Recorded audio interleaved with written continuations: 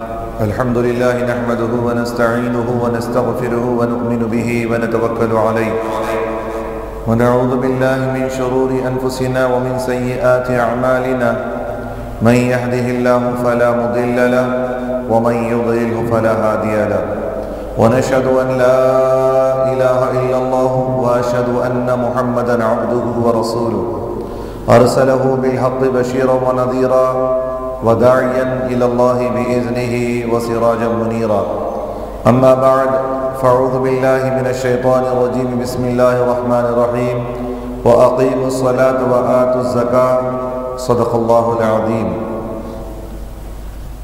وصدق رسوله النبي الأمين الكريم ونحن على ذلك لمن الشاهدين والشاكرين والحمد لله رب العالمين۔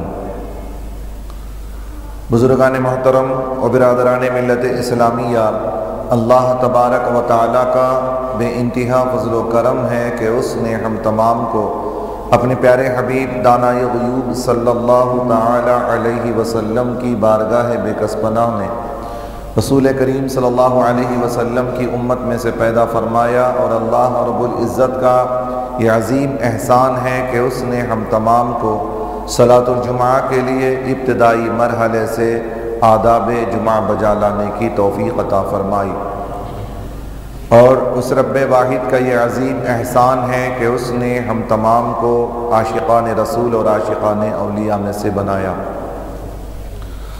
آئیے اس سے قبل کہ میں تلاوت کردہ آیت کریمہ پر کچھ لفظ کشائی کروں، ہم تمامی حضرات مل کر آقائے نامدار مدنی تاجدار گنبد قدرہ میں آرام فرمانے والے آقا روحی فدا جناب محمد الرسول اللہ صلی اللہ تعالی علیہ وسلم کی بارگاہ بے کس پناہ میں درود شریف کی ڈالیاں نچھاور کریں۔ پڑھی اللہم صلی علی سیدنا شفیعنا حبیبنا و نبینا و مولانا محمد النبی الامی وعلی ابویہ وعلی آلہ و اصحابہ وبارک وسلم۔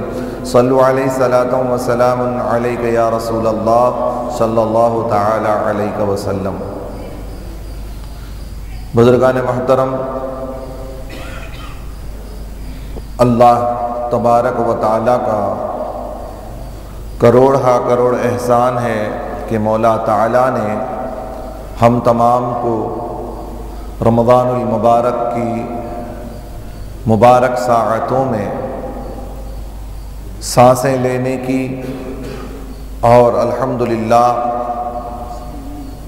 روزے رکھنے کی، افطار کرنے کی، سحری کرنے کی، تلاوتیں کرنے کی توفیق عطا فرمائی۔ تو برادران ملت اسلامیہ، اللہ تبارک و تعالیٰ کا کرم ہی کرم ہے۔ جس تاریخ سے رمضان المبارک کی شروعات ہوئی ہے، جب سے آج تک اور انشاءاللہ تبارک و تعالیٰ رمضان المبارک کے اختتام تک، یوں سمجھیے کہ ہر لحظہ ہر سیکنڈ اللہ کی رحمتیں چھما چھم برس رہی ہیں۔ اب بس یہ ہے کہ لوٹنے والا چاہیے لوٹ لے۔ مولا کی جانب سے یہی ندائیں ہیں، ہم تو مائل بکرم ہیں کوئی سائل ہی نہیں، ہم تو مائل بکرم ہیں کوئی سائل ہی نہیں، راہ دکھلائیں کسے کوئی رہروئے منزل ہی نہیں۔ مولا تبارک و تعالیٰ تو اس قدر کرم کرنا چاہتا ہے، بالخصوص امت محمدیہ صلی اللہ علیہ وسلم پر۔ ہر اینگل سے دیکھیے مولا کا کرم ہے ہم پر، صبح سے لے کر شام تک، شام سے لے کر صبح تک۔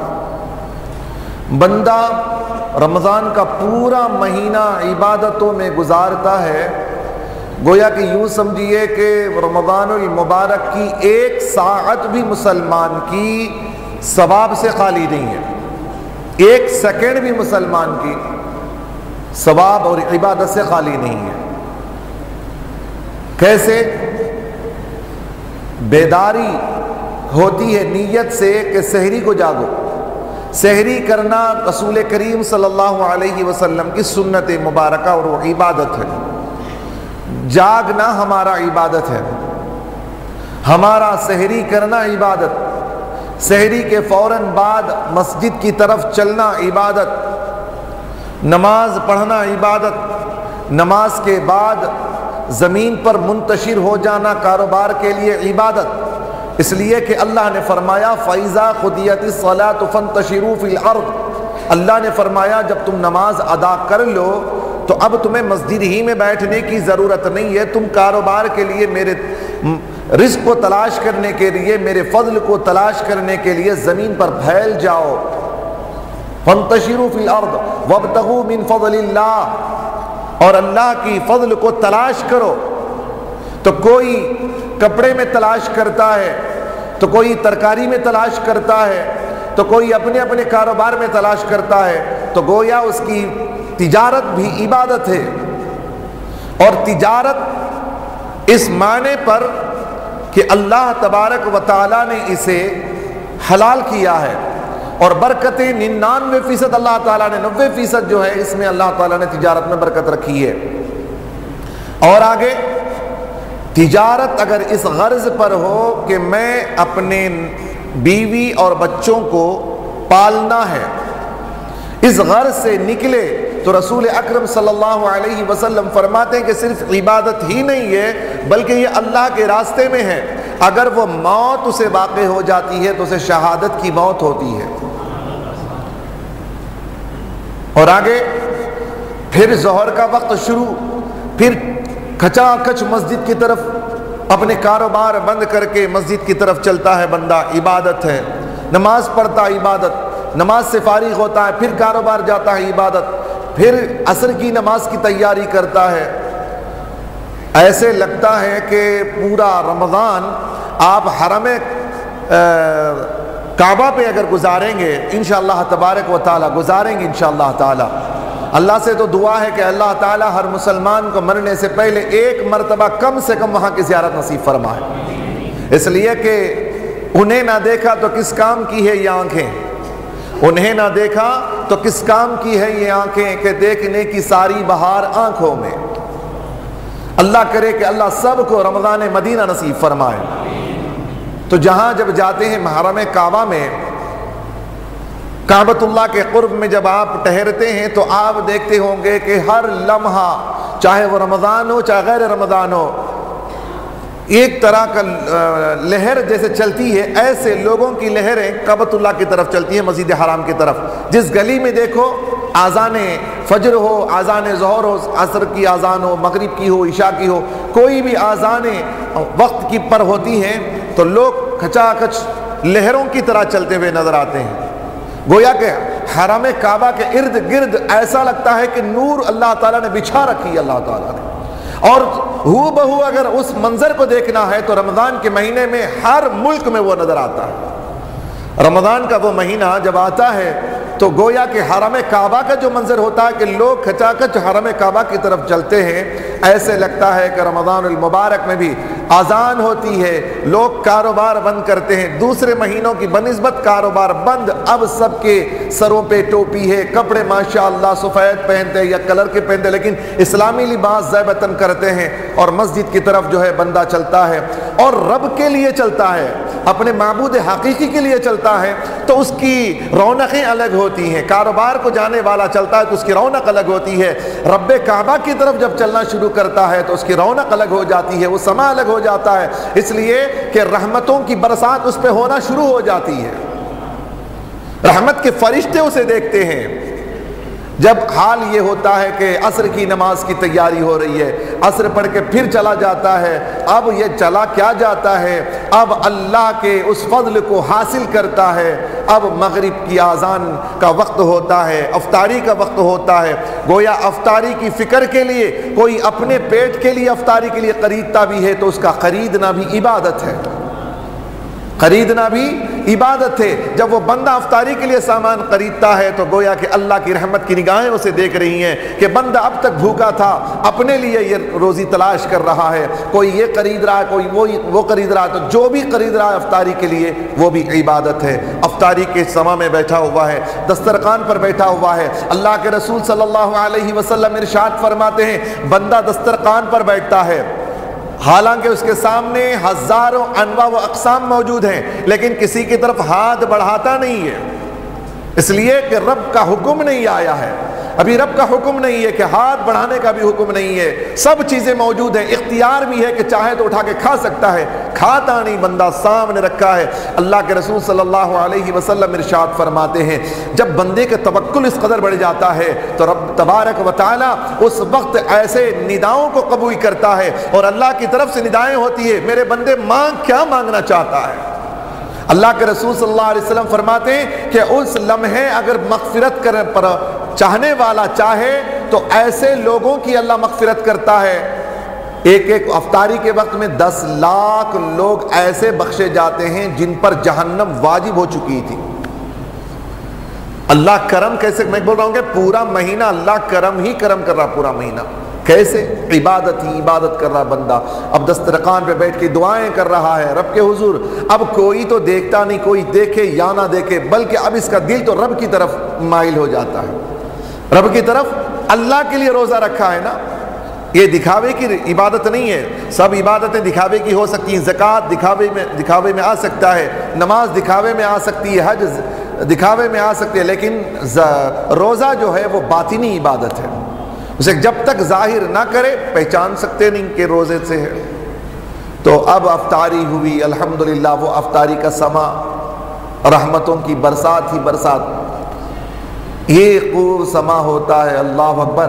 بس دیکھنے والا جب دیکھتا ہے تو ہم کو اس قدر خوشی کا ماحول ہوتا ہے کہ اپنے رب کی نعمتوں کو کیسے حاصل کر رہا ہے، رب کی نعمتوں کو جو شکر کیا مقام بندے کو لاتا ہے تو وہی دسترخوان لاتا ہے، کہ بندے کے پاس سب کچھ ہے لیکن کھاتا نہیں، لیکن جب موجود سامنے ہوتا ہے، جب افطاری کا وقت ہوتا ہے، اس نعمت کی قدر اسے کیسے ہوتی ہے۔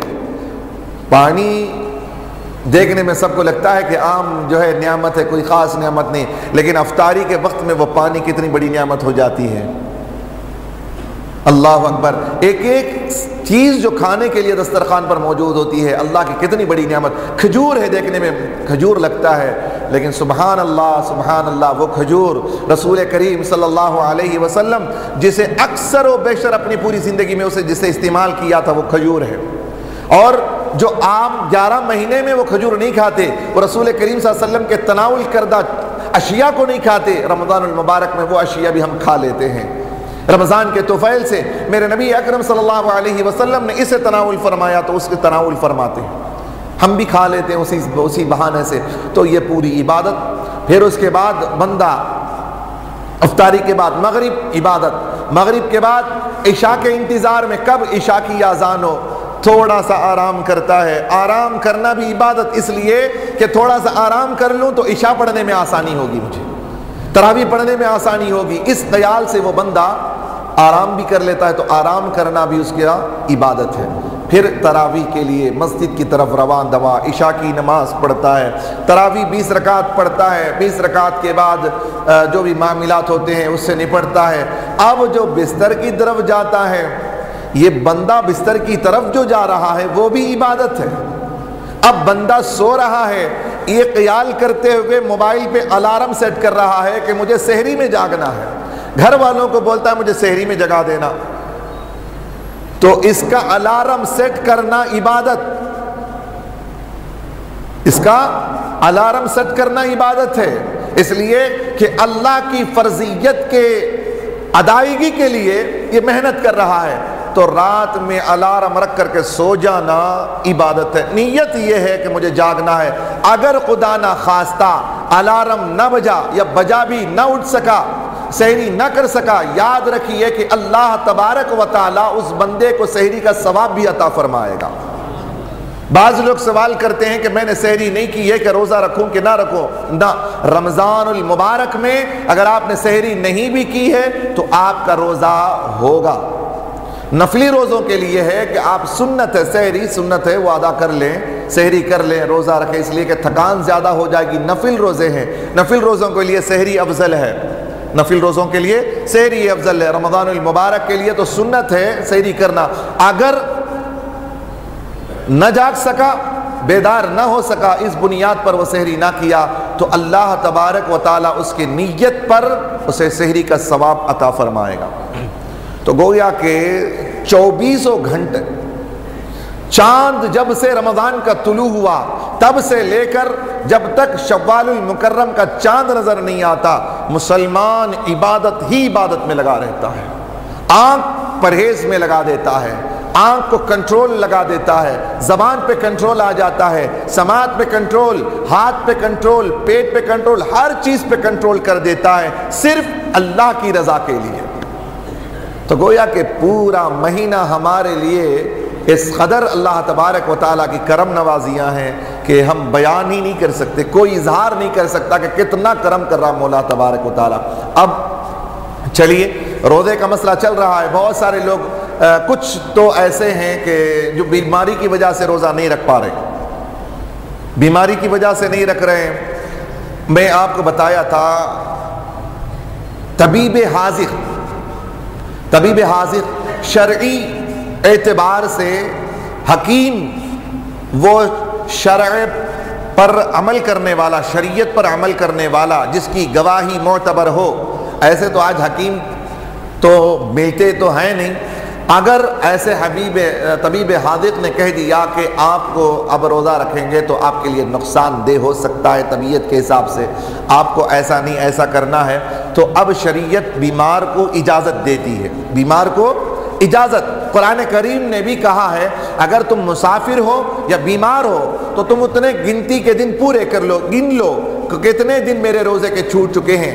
بیمار آدمی سر میں درد آیا تو روزہ چھوٹ جاتا ہے، سر میں درد، پیٹ میں درد، سردی ہو گئی، زکام ہو گیا، نیا نوشو ہے، ذرا سردی ہو گئی، نہا کے ذرا زکام ہو گیا ہے، تو بھی کیا کر دیتے ہیں، سسرال سے حکومہ آرڈر آتا ہے، بیٹی کے تھرو سے لیٹر آتا ہے، نہیں داماد سے کہہ دیجئے کہ زکام ہو گیا ہے، اس سال روزہ چھوڑ دے، آئندہ سال سے روزہ رکھ لیں۔ نہ ساس تمہاری خبر میں آئے گی نہ تمہارا سسرا خبر میں آئے گا، کوئی آنے والے ہیں نہیں، نہ بابا آئیں گے نہ اماں آئیں گی خبر میں۔ روزہ لاڑ سے چھڑوا دیتے، لاڑ سے چھڑوا دیتے، کبھی اماں چھڑوا دیتی، کبھی ساس چھڑوا دیتی، کبھی سسر چھڑا دیتا، یہ سب ہوتے رہتے ہیں۔ تو یہ سب بظاہر تو شکل میں تو ماں اور باپ ساس سسر ہوں گے، حقیقت میں خدا کی احکام سے روکنے والی جو چیز ہوتی ہے وہ شیطان ہوتا ہے۔ خدا کے احکام سے جو روکے وہ شیطان صورت اختیار کر کے آ جاتا ہے۔ شیطان جو ہے وہ صورت اختیار کرتے، فوراً اگر کوئی ایسا حکم مل رہا ہے کہ نہیں آپ یہ نہیں کر سکتے، شریعت کا حکم ہے، لیکن ساس کہہ رہی ہے کہ نہیں ہمارے داماد صاحب ایسا کیجئے کہ آئندہ سال روزہ رکھیے، سمجھ لینا ساس کی لاڑ نہیں بلکہ شیطان اس روپ میں دھار کے آ گیا ہے، فوراً پڑھ لے لا حول ولا قوت الا باللہ العلی العظیم۔ ساس کو تھوڑی دیر کے لیے غصہ بھی آئے گا، اس لیے کہ اگر وہ شیطان نہیں ہوتا نا تو اسے غصہ بھی نہیں آئے گا، لا حول ولا قوت، جیسے غصہ آ گیا تو سمجھ جانا اٹیک ہو گیا ہے، لا حول ولا قوت کا اثر ہو گیا ہے، سمجھ جانا۔ تو بعض لوگ بیماری کی وجہ سے نہیں رکھتے، بعض لوگ جو ہے چھوٹی چھوٹی طبیعت کی وجہ سے نہیں رکھتے، چھوٹی سی متلی ہو گئی مطلب خے ہو گئی تھوڑی سی، فوراً۔ اس لیے یہ تمام چیزیں جو ہے احکام سیکھنا چاہیے، شریعت کو فالو کرنا چاہیے، شریعت معلوم کرنا ہے کہ شریعت کیا ہے، کتنے چیزوں سے روزہ ٹوٹتا ہے، کتنے چیزوں سے نہیں روزہ ٹوٹتا۔ بہت ساری چھوٹیں ہیں اسلام میں، اللہ تعالیٰ نے کوئی مجبور پیدا نہیں کیا اللہ تعالیٰ نے، اور اللہ تبارک و تعالیٰ آپ کے کیپیسٹی سے زیادہ اللہ تبارک و تعالیٰ بوجھ نہیں ڈالا، جبکہ رسول اکرم صلی اللہ علیہ وسلم فرماتے ہیں جو بیل یا گھوڑے پر اس کی طاقت سے زیادہ لا دے، بوجھ لا دے، کل قیامت کے روز اس سے پوچھ ہوگی۔ جیسے 7 ٹن کی لاری میں لوگ 10 ٹن چڑھا دیتے ہیں، وہ لوگ پکڑ دیتے ہیں نا، RTO والے پکڑ لیتے ہیں کہ بھئی تمہارا تو 60 ٹن کا حکم تھا، لاری پر اتنا بڑا بوجھ کیوں ڈالا، 7 ٹن کی کیپیسٹی میں آپ نے 10 ٹن کیوں ڈالا، اس پہ پوچھ ہوتی ہے نہیں ہوتی ہے، ہوتی ہے، باقاعدہ پینالٹی ڈالی جاتی ہے، باقاعدہ رسید کاٹی جاتی ہے، باقاعدہ پیسہ وصول کیا جاتا ہے۔ جب یہاں کے یہ قانون ہیں تو یاد رکھیے رسول اکرم صلی اللہ علیہ وسلم فرماتے ہیں جس جانور پر جتنا بوجھ لدوانا ہے اتنا ہی لدوائیں، اگر بڑھ کر کے اگر کیا تو اسے کل قیامت کے روز جواب دینا پڑے گا۔ جب جانوروں پر جو ہے بوجھ لادے زیادہ تو اس کی پوچھ ہوگی، جب صاحب شریعت یہ حکم دے تو پروردگار عالم کبھی ایسا ہو سکتا ہے کہ صاحب شریعت کے ذریعے سے اپنے بندوں پر اتنا ظلم کرے نعوذ باللہ، یا اتنا بوجھ ڈال دے جو بندہ سنبھال نہیں سکتا ہے۔ کبھی ایسا نہیں ہو سکتا کہ رب کریم بندوں پر ظلم کرے نعوذ باللہ، یا ان کی کیپیسٹی سے زیادہ انہیں بوجھ ڈال دے۔ ایک جگہ فرماتا لا اکراہ فی الدین، دین میں زبردستی نہیں ہے، زبردستی نہیں ہے دین میں۔ اور جیسے لوگوں کے روزے کا مسئلہ ہے کہ اللہ تبارک و تعالیٰ نے بہت چھوٹ دی ہے، اگر آپ جان لیں مسائل آپ کے لیے بہت آسانیاں ہیں، جو نہیں جانتا وہ پریشانیوں میں مبتلا رہتا ہے۔ بعض لوگ یہ خیال کرتے ہیں کہ ہم جاہل کے جاہل رہ جائیں کہ بہتر ہوگا ہمارے لیے۔ کچھ لوگ علم تو حاصل کرتے نہیں، تو اس وجہ سے یہ خیال کرتے ہیں کہ اگر علم حاصل کر لیں گے تو ہمارے اوپر جو ہے احکامات جاری ہو جائیں گے، ہم کو عمل کرنا پڑے گا، تو لہٰذا اس لیے بعض حضرات کیا نہیں کرتے، علم حاصل نہیں کرتے۔ درود شریف پڑھی، اللہم صلی علی سیدنا شفیعنا حبیبنا و نبینا و مولانا محمد النبی الامی وعلی ابویہ وعلی آلہ واصحابہ وبارک وسلم، صلو علیہ الصلاۃ وسلام علیک یا رسول اللہ۔ ادھر والے حضرات ذرا فینس پورے آف کر دیں، سوئچ آف کر دیں، پورے سوئچ آف کر دیں ادھر کے۔ درود شریف پڑھیں، اللہم صلی علی سیدنا شفیعنا حبیبنا و نبینا و مولانا محمد النبی الامی وعلی ابویہ وعلی آلہ واصحابہ وبارک وسلم، صلو علیہ صلاۃ و سلام علیک یا رسول اللہ صلی اللہ تعالی علیہ وسلم۔ علم حاصل نہیں کرتے، وجہ ریزن حاصل کر لیں گے تو پھر عمل کرنا پڑے گا۔ تو یاد رکھیے جاہل کو ڈبل گناہ، بار بار بتاتا ہوں میں، جاہل لوگ یہ سوچتے ہیں کہ عالم اگر یہ غلطی کرے تو ڈبل گناہ ہوتا بول کر، یہ الٹی گنگا تمہاری ہے، یہ تمہاری الٹی سوچ ہے۔ عالم غلطی کرا تو ایک گناہ، جاہل کیا تو ڈبل گناہ۔ عالم حق کو ایسا کرے نہ بولے تو وہ ایک گناہ کر رہے ہیں، ایک کوڑا پڑے گا انہیں، جاہل کیا تو ڈبل کوڑے پڑیں گے۔ اس لیے کہ شریعت کا علم حاصل کرنا فرض تھا، تو فرضیت کو عالم نے حاصل کر لیا، شریعت کا علم حاصل کر لیا تو اس فرض سے سبکدوش ہو گیا، ایک گناہ سے بچ گیا۔ اب اگر اس پر عمل نہیں کر رہا ہے، ایک گناہ کوئی ہوتا ہے تو ایک ہی ہوگا، لیکن جاہل کرے تو ڈبل، اس لیے کہ ایک فرضیت کو چھوڑا، علم حاصل کرنا تھا، علم حاصل نہیں کیا تو اسے وہ بھی گناہ ہوگا، پلس جو گناہ کر رہا ہے وہ ایک گناہ کا دو چارجز لگیں گے۔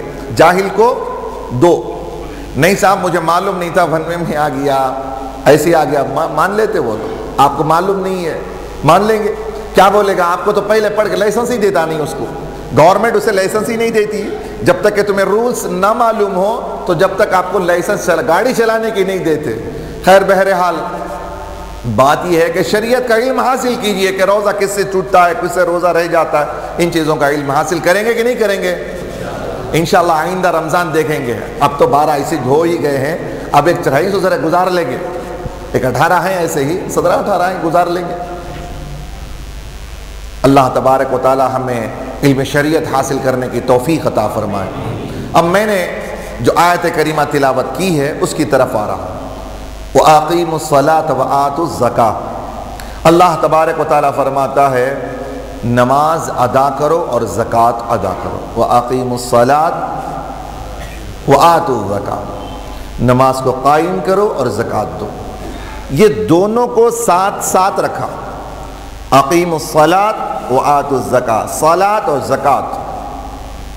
وجہ یہ ہے کہ جیسی فرضیت نماز کی ہے ایسی ہی فرضیت زکوٰۃ کی بھی ہے۔ جیسے زکوٰۃ، جیسے نماز اللہ کا فرض کیا ہوا ہے، ایسے ہی زکوٰۃ بھی اللہ کا فرض کیا ہوا ہے۔ بخاری شریف میں رسول اکرم صلی اللہ علیہ وسلم فرماتے ہیں کہ ایک شخص آیا، آ کر عرض کرنے لگا یا رسول اللہ صلی اللہ علیہ وسلم ایسا کوئی عمل بتائیے کہ جس پر میں عمل کر کے جنت میں داخل ہو جاؤں، جسے میں سیکھ لوں اور اس پر عمل کروں پھر میں جنتی ہو جاؤں۔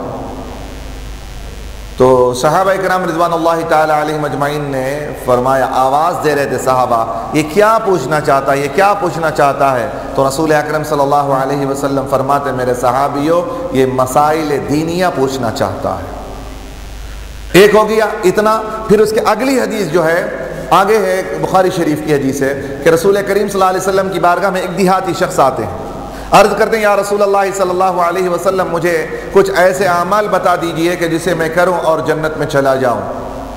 آسان سی بات ہے، آپ کچھ احکام دے دیں، اس پر عمل کروں اور میں جنتی ہو جاؤں۔ تو رسول کریم صلی اللہ علیہ وسلم نے فرمایا کہ اللہ کے ساتھ کسی کو شریک نہ کرو، اللہ کے ساتھ کسی کو شریک نہ کرو، نماز قائم کرو، زکوٰۃ ادا کرو۔ زکوٰۃ کی فرضیت کا تک مسئلہ تھا، جب آیا وہ شخص جو آیا تھا وہاں تک اس نے رسول کریم صلی اللہ علیہ وسلم نے فرمایا کہ اللہ کے ساتھ کسی کو شریک نہ کرو۔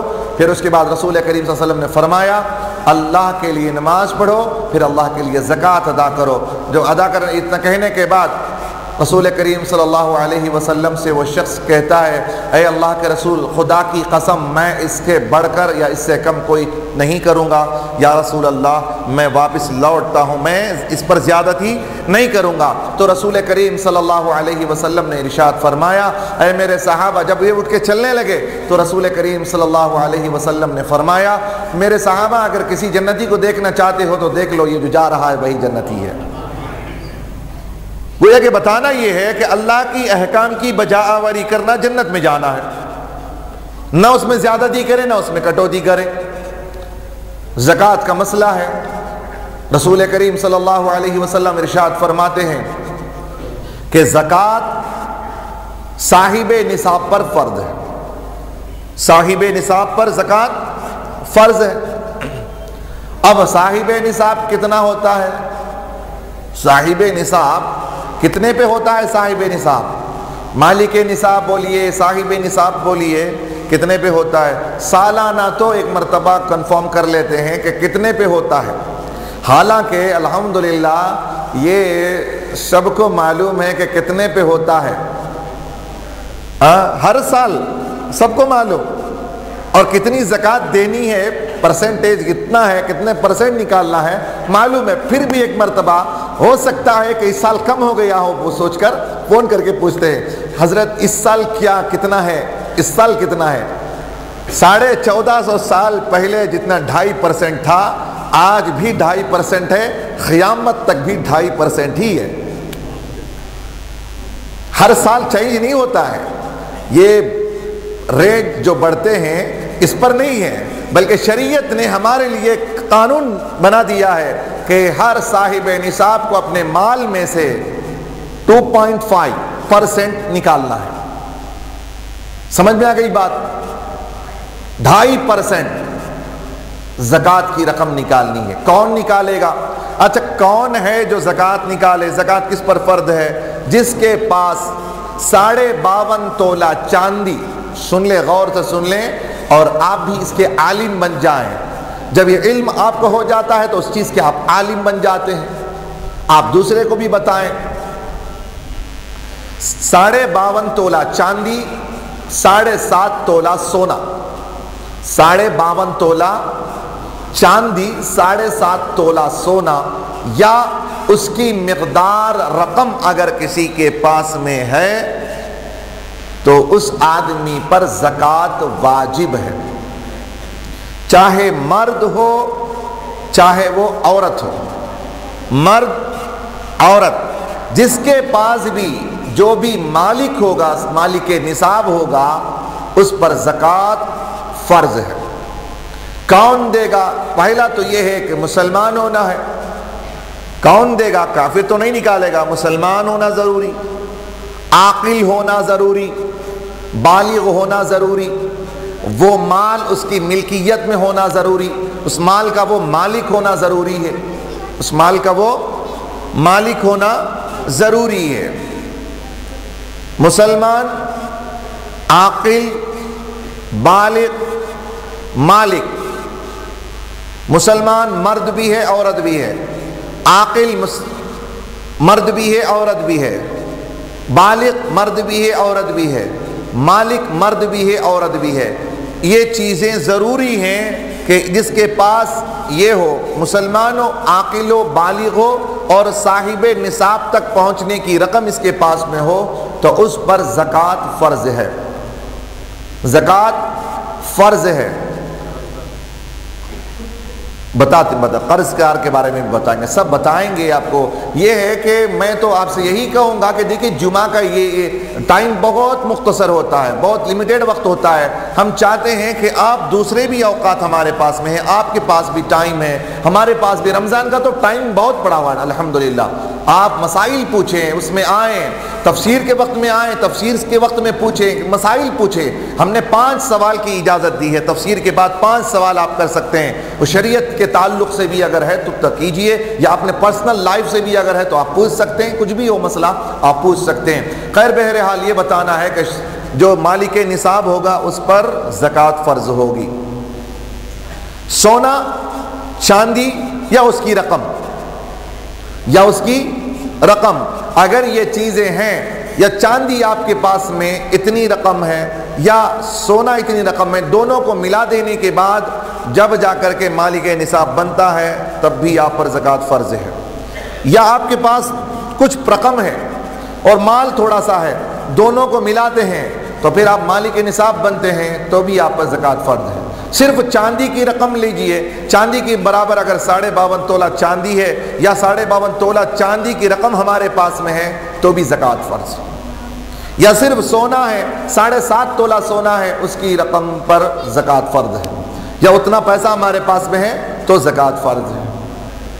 اب بہت سارے اتنے مسائل ہیں، اتنے مسائل، نئے مسائل. بندہ یہی کوشش کرتا ہے کہ جہاں سے جس اینگل سے بھی میرے زکوٰۃ کے پیسے بچ سکتے ہوں اس اینگل سے. وہ آج کل اتنی زیادہ ترقی ہو گئی نا، اتنے حساب کتاب ہو گئے ہیں کہ آدمی کو خود سمجھ میں نہیں آتا کہ میں کون سا پیسہ نکالوں، کون سا پیسہ نہیں نکالوں. اتنا پیسہ بھی زیادہ ہو گیا لوگوں کے پاس، سمجھ میں نہیں آتا. اس لیے کہ اب لگتا یہ ہے کہ اگر مجھے 1 کروڑ کی اگر مجھے زکوٰۃ نکالنی ہے تو کتنے پیسے نکالنا پڑے گا؟ 1 کروڑ کی اگر ہم کو زکوٰۃ نکالنی ہے تو کتنا؟ 2.5 لاکھ. باپ، 2.5 لاکھ زکوٰۃ. اب تو بڑے لوگوں کی حالت خراب. 2.5 لاکھ روپے، یہی 2.5 لاکھ روپے کو اگر کسی جگہ پر انویسٹمنٹ کرتا ہوں تو اس کے تو اچھا خاصا آ جائے گا، ملا کر آئندہ سال دے دوں گا. 2.5 لاکھ. اب سوچ کے 2.5 لاکھ نکالتے ہیں. کون آج 1 کروڑ مالداروں کے پاس 1 کروڑ تھوڑی ہوتا ہے. اللہ اکبر. رہنے کا مکان تو ہی 4-5 کروڑ کا ہوتا ہے.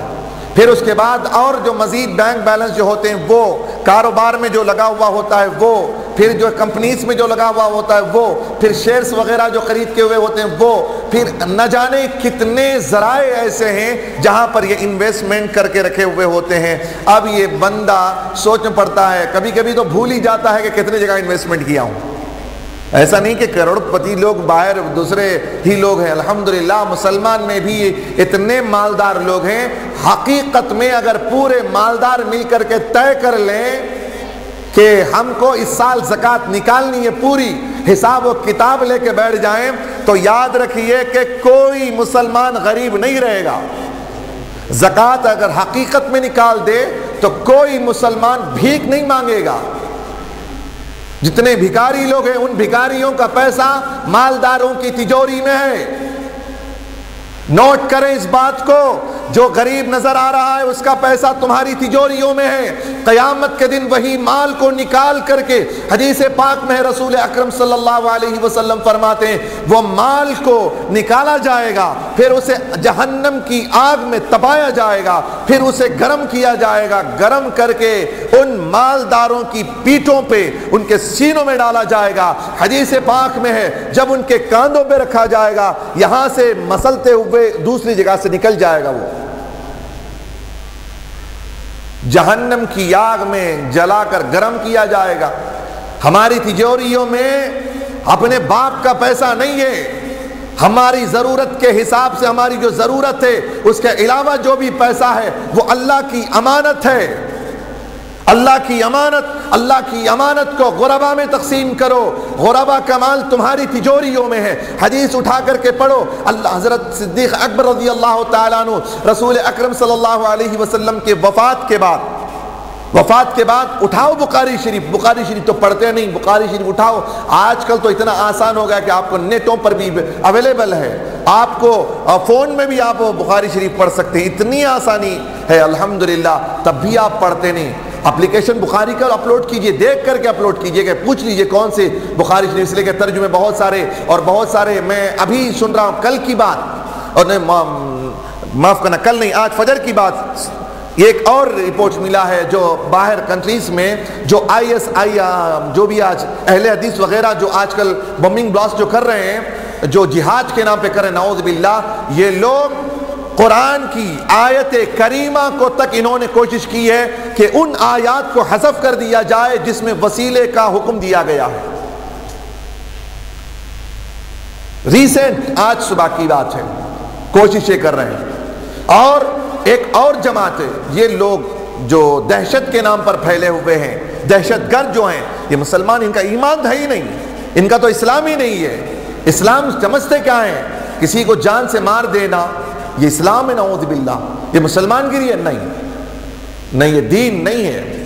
اب چلیے اپنے بات کی طرف آتا ہوں کہ بخاری شریف پڑھیں گے، آپ کو زکوٰۃ کے باب میں ملے گا کہ رسول اکرم صلی اللہ علیہ وسلم کے وفات ظاہری کے بعد خلافت پہلے صدیق اکبر رضی اللہ تعالیٰ عنہ، جب خلافت حضرت ابوبکر صدیق رضی اللہ تعالیٰ عنہ کو ملی تو صدیق اکبر رضی اللہ تعالیٰ عنہ جب خلافت کے منصب پر فائز ہوئے تو نبی کریم صلی اللہ علیہ وسلم کے وفات ظاہری کے بعد کچھ لوگ تو خارج ہو گئے تھے، کچھ لوگ نکل گئے تھے، اور کچھ لوگوں نے تو زکوٰۃ کا انکار کر دیا، زکوٰۃ کا انکار کر دیا کہ زکوٰۃ نہیں دیں گے، زکوٰۃ ہے نہیں، زکوٰۃ کا انکار کیا۔ تو صدیق اکبر رضی اللہ تعالیٰ عنہ نے فرمایا، خدا کی قسم میں ان لوگوں سے جنگ کروں گا جو زکوٰۃ کے منکر ہیں۔ حضرت عمر فاروق رضی اللہ تعالیٰ عنہ تشریف لائے، عرض کہ ابو بکر رضی اللہ تعالیٰ عنہ آپ کیا کر رہے ہیں؟ کہا کہ یہی حکم ہے۔ رسول کریم صلی اللہ علیہ وسلم حضرت عمر فاروق رضی اللہ تعالیٰ عنہ نے عرض کیا کہ امیر المؤمنین، رسول اکرم صلی اللہ علیہ وسلم نے تو فرمایا کہ کلمہ طیبہ پر جو عمل کر لے اور اسے مان لے، شرک نہ کرے، ان چیزوں پر عمل کر لے تو اس سے جہاد نہیں ہے۔ تو صدیق اکبر رضی اللہ تعالیٰ عنہ نے فرمایا، نہیں، میں اس زمانے کو بھی دیکھ رہا ہوں جو رسول اکرم صلی اللہ علیہ وسلم کے دور میں رسول نے زکوٰۃ کے لیے بکری والوں سے بکری کے بچے کو تک زکوٰۃ کی رقم میں وصول کیا ہے، میں نے دیکھا ہے۔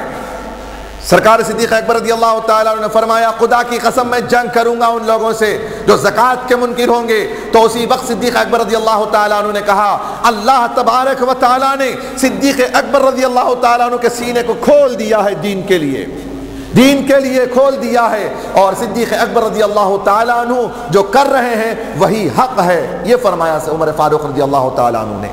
تو گویا کہ منکرین زکوٰۃ پر صدیق اکبر رضی اللہ تعالیٰ عنہ جنگ کرتے ہیں۔ زکوٰۃ کا مسئلہ ہے، زکوٰۃ ہماری نہیں ہے، ہم جو زکوٰۃ کی یا ہمارے پاس جو ایکسٹرا پیسہ جو ہماری ضرورت سے زیادہ ہمارے پاس ہے وہ ہماری رقم نہیں ہے، یاد رکھیں یہ نہیں۔ اگر اسے اللہ کی راہ میں خرچ کرو تو قیامت کے دن تمہارے لیے کام آئے گا، ورنہ رکھ کے جاؤ گے۔ بعض ایسے بھی مالدار مر جاتے ہیں، ان کے بچوں کو تک ان کا پیسہ نہیں پتا ہے کہ کہاں کہاں پڑا ہوا ہے، گلی کے لوگ کھا جاتے ہیں، غیر لوگ کھا کے جا رہے ہیں ان کا پیسہ۔ اس لیے بعض لوگ تو اس قدر ڈرتے ہیں کہ اپنی بیوی کو تک اسے نہیں بتاتے یا اپنے بچوں کو تک نہیں بتاتے، اتنا چھپا کے رکھتے ہیں پیسہ، یہاں تک کہ اللہ کو نہیں معلوم ہوگا تمہارا پیسہ کہاں ہے، اللہ کو نہیں معلوم، سب معلوم ہے۔ تم دنیا والوں کو یا مفتیان نظام کو تو چھپا سکتے ہو کہہ کر کے، نہیں اتنا میرے پاس ہے، اتنا میرے پاس میں، جتنا تم بتاؤ گے اتنا ہی تو کیلکولیٹ کر کے بتایا جائے گا، لیکن اللہ کی نظر سے کون بچا سکتا ہے؟ تو لہٰذا زکوٰۃ اگر ہمارے اوپر فرض ہے تو زکوٰۃ نکالنا واجب ہے۔ ہاں، زکوٰۃ کے بارے میں انہوں نے پوچھ لیا کہ اگر زکوٰۃ دینے والے پر اگر قرضہ بھی ہو، میں ایک سوال کرتا ہوں، آج کے حساب سے جو آدمی تھوڑی بہت اچھی حالت میں ہے، کس نے لون نہیں لے رکھا ہے بتاؤ؟ کس پر قرضہ نہیں ہے؟ آج چھوٹے چھوٹے آدمی لون لیے ہوئے ہیں، کیا قرضہ نہیں ہے ان کے اوپر؟ بعض کروڑپتی لوگ اس لیے وہ لون لیتے ہیں تاکہ وہ انکم ٹیکس سے بچ جائیں. کیا قرضہ نہیں ہے ان کے اوپر؟ قرضہ جو ہے حقیقت میں اس قدر ہو کہ اگر زکوٰۃ کی رقم کو چھوڑ کر ہمارے پاس جو پیسہ ہے، اگر میں وہ پیسہ قرضے میں دے دوں، جو قرضہ میرے اوپر ہے اگر وہ قرضہ دے دوں تو میرے پاس کچھ پیسہ ہی نہیں رہے گا، زکوٰۃ کے نصاب سے بھی میں ختم ہو جاؤں گا، تو اب اس پر تو زکوٰۃ نہیں ہے. حالانکہ تو ایسا ہوتا نہیں، ہوتا ہے. ایک بینک میں ایسا ہوتا ہے، ایک بینک میں وہ رکھا ہوا ہوتا ہے. کوئی وہ بینک میں رکھتے ہیں جس کا حساب و کتاب ہندوستان کی حکومت کو تک نہیں بتاتی گورنمنٹ. دوسرے ہو ممالک کے ایسے ایسے بینکس میں رکھے ہوئے لوگ ہوتے ہیں. جیسے ابھی ایک بینک بند ہو گئی نا، توبہ اللہ کرے، اللہ تبارک و تعالیٰ اس نام کی حفاظت فرمائے، لیکن انہوں نے اس نام کو قیانت کے نام میں بدل دیا ہے. امانت کو قیانت میں تبدیل کر دیا ان لوگوں نے. اللہ تبارک و تعالیٰ ان غریب کی بد دعاؤں کو کیا کرے گا پروردگار ان لوگوں کے سروں پر جنہوں نے امانت کے نام سے بینک کھولی اور قیانت کیا ہے غریبوں کے ساتھ.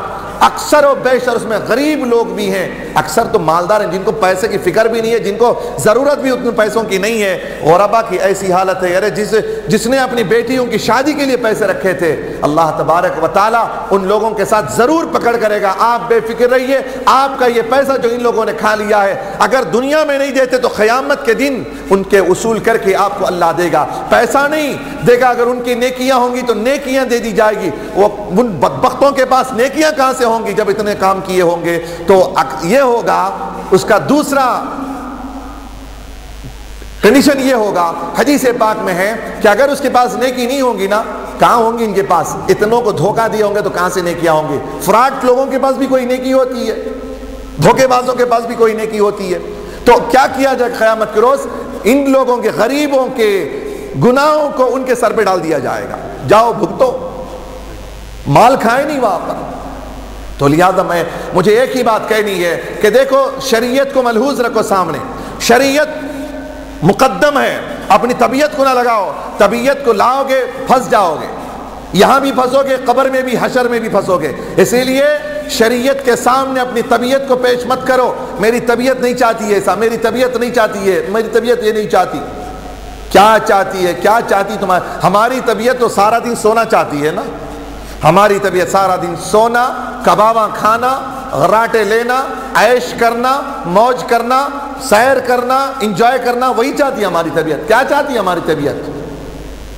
ہماری طبیعت تو یہی سب چاہتی ہے. کیا طبیعت کے حساب سے ہم شریعت کو چھوڑ دیں گے؟ نہیں. انشاءاللہ تبارک و تعالیٰ طے کرو، جاؤ گھروں کو حساب لگاؤ، تمہاری بیوی کے پاس کتنا مال ہے. اگر تمہاری بیوی نے تمہارے اپنے سسرال سے لائی، اپنے ماں کے یہاں سے زیور لائی ہے، تو وہ عورتیں اپنے مال کا کیلکولیٹ کر کے زکوٰۃ کی رقم نکالے. عورتیں نہیں، ہمارے مرد دیں گے. مالک تو ہے، تمہارے مرد تھوڑی دیں گے. اگر مرد نہیں دیا، اگر تمہاری طرف سے اگر اجازت، بھئی تمہاری زکوٰۃ میں ادا کر دیتا ہوں، اگر اجازت دے اور یہ ادا کر دے تو ہو سکتی ہے. آج کہاں سے مال کی، جورو کے مال کی زکوٰۃ کو مرد کب لگا رہا سو حساب ہو. اس کا تو پہلے ملا تو بس لے کو کھا رہا ہے. آج کل بیوی کے مال کا ملا تو بس کھا کے بیچ کے کھانا ہے.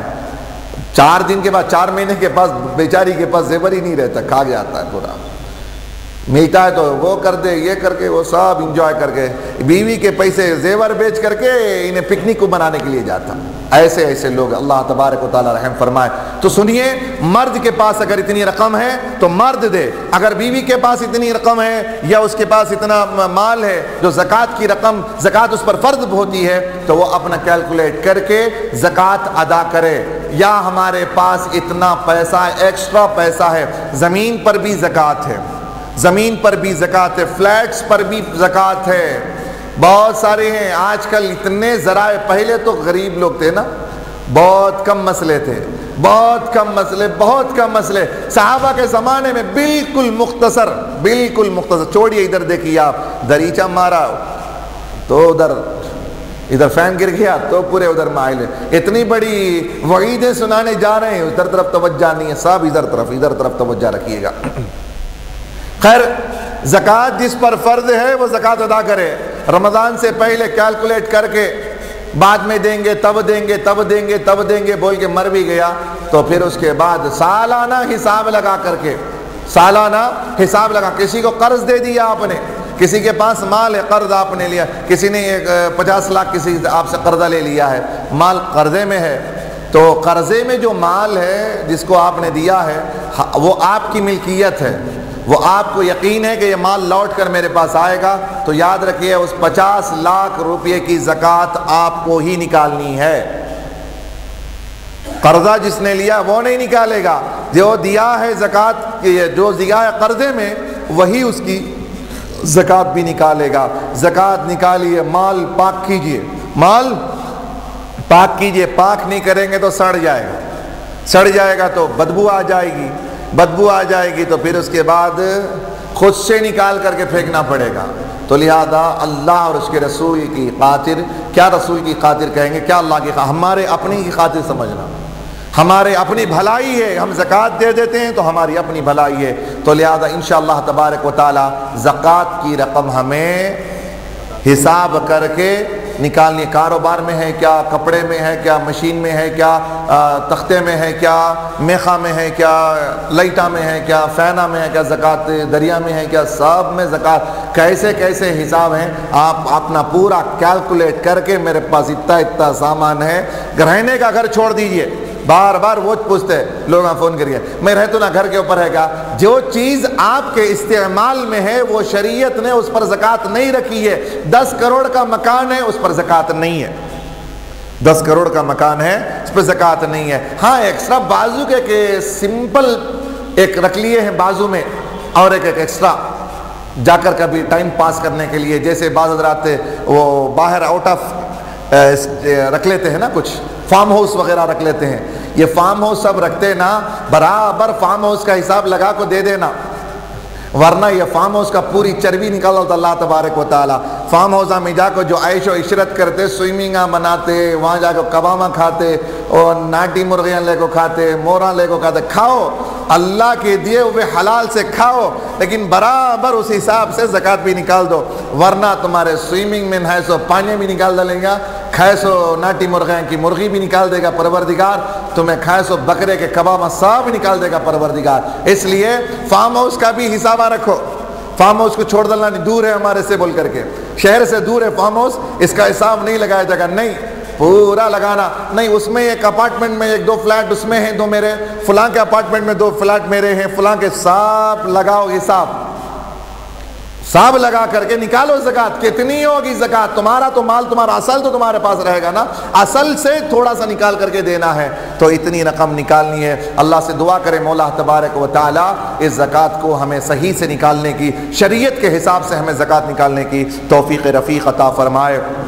مولا تبارک و تعالی ہم تمام کو رسول اکرم صلی اللہ علیہ وسلم کے فرمان کے مطابق زندگی بسر کرنے کی توفیق رفیق عطا فرمائے۔ اب زکوٰۃ تو بول دی حضرت، کہاں خرچہ کرنا اسے، کہاں خرچہ کرنا اسے، بعض اسلامی بھائی نے سوال کیا تھا، کافر کو زکوٰۃ دے سکتے، کافر کو زکوٰۃ نہیں ہے، کافر کو زکوٰۃ کا 1 روپیہ بھی زکوٰۃ دیں گے اس کو زکوٰۃ نہیں ہوگی زکوٰۃ، اس لیے کہ آپ کے بھائی اپنے ہیں، سب سے زیادہ قریبی خونی رشتہ دار ہیں، خونی رشتہ دار سب سے زیادہ اس کے حقدار ہیں، پھر اس کے بعد اپنے رشتہ دار میں سے جو دور کے رشتہ دار ہیں، خونی رشتہ دار، پھر اس کے بعد قریب کے رشتہ دار، پھر اس کے بعد دور کے رشتہ دار، پھر اس کے بعد اپنے قرب و جوار کے جو اپنے پڑوسی ہیں ان کا حق بنتا ہے، سب اس میں اللہ تبارک و تعالیٰ نے قرآن کریم میں اس کے وضاحت کے ساتھ بیان کر دیا ہے۔ مساکین ہیں، غربا ہیں، یتیم ہیں، بیوائیں ہیں، ان لوگوں کو جو ہے آپ زکوٰۃ کی رقم ادا کریں، اور ساتھ ساتھ اسی مصرف میں مدارس عربیہ بھی آتی ہے، مدارس انہیں مصارف میں سے مدارس عربیہ، اور مدارس عربیہ میں سے اس چمن میں ایک چمن کا ایک پھول جو ہے آپ کا اپنا جامعہ حضرت ٹیپو ہے، الحمدللہ آپ کا اپنا مدرسہ، آپ اپنے ضرورت کے وقت میں بچوں کو لے جاتے ہیں، اور آپ دیکھتے بھی ہیں کہ یہاں سے بچے تیار ہو رہے ہیں، یہاں پر الحمدللہ سنیت کے سپاہی تیار کر رہے ہیں، انشاءاللہ تبارک و تعالیٰ آگے چل کر کے کام کریں گے۔ بہت سارے اہل سنت والجماعت کی مدارس ہیں، انہیں آ کو پوچھا اسے دے دیے، اسے دے دیے، انہیں دیکھے نہیں کون سا مدرسہ کیا ہے بول کر کے زکوٰۃ کی رقم دیتے رہے، تو انشاءاللہ ایسے زکوٰۃ جہاں دینی ہے خیال رکھو عاشق رسول کے مدرسے کو آپ کی زکوٰۃ جائے، عاشق رسول نہیں ہے تو اس کی زکوٰۃ دے دیں گے تو آپ کی زکوٰۃ جو ہے ریجیکٹ ہو جائے گی، وہ قبول نہیں ہوگی۔ حق بات ہے نہیں کہاں حضرت ایسی بول سکتی ہیں؟ بولو کیوں نہیں بول سکتے؟ بول سکتے ہیں، بولنا ضروری میرے اوپر فرض ہے، بولوں اس لیے کہ آپ کی زکوٰۃ کو بچانا میرا فرض ہے، آپ کو بتانا میرا فرض ہے، کافر کو کافر بولنا، مسلمان کو مسلمان بولنا ضروری ہے۔ اہل سنت والجماعت کے علاوہ آج کل سب بھی لیٹسٹ لگا لے رہے ہیں لیبل، میں اہل سنت آج کل وہابڑے بھی لگا لے رہے ہیں، جسے عراق وغیرہ میں آج کل اپنے نام کے ساتھ اہل سنت والجماعت لگا رہے ہیں۔ تو ان کے اہل سنت والجماعت کے لیبل لگانے سے یہ سنی نہیں ہوتا ہے۔ عاشق رسول ہو، عاشق اولیاء ہو تو ان مدارس عربیہ کو آپ کی رقم دیں، پھر انشاءاللہ تبارک و تعالیٰ آپ کی رقم سے انشاءاللہ مدرسہ پروان چڑھے گا۔ اللہ کی بارگاہ میں دعا ہے پاک پروردگار عالم ہم تمام کو رسول اکرم صلی اللہ علیہ وسلم کے بتائے ہوئے طریقے پر زندگی بسر کرنے کی توفیق رفیق عطا فرمائے۔ ایک اعلان